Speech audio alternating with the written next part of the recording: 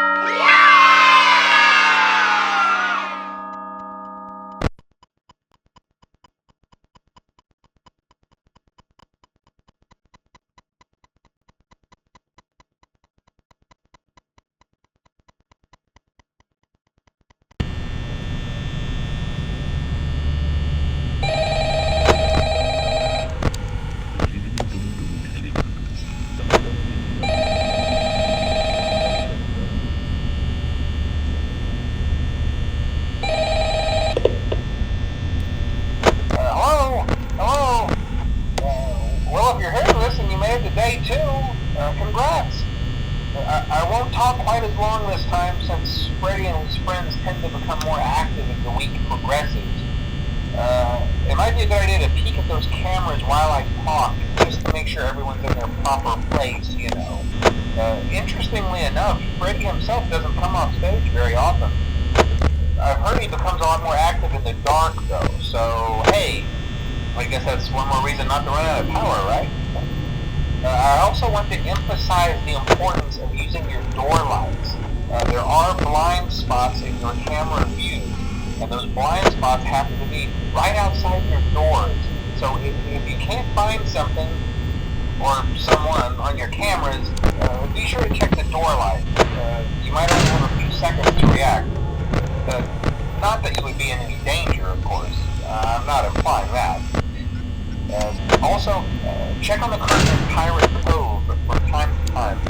The character in there seems unique in that he becomes more active if the cameras remain off for long periods of time.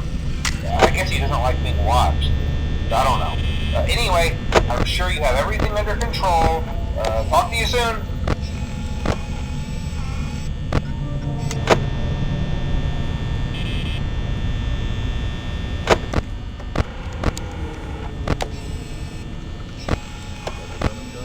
Jogando.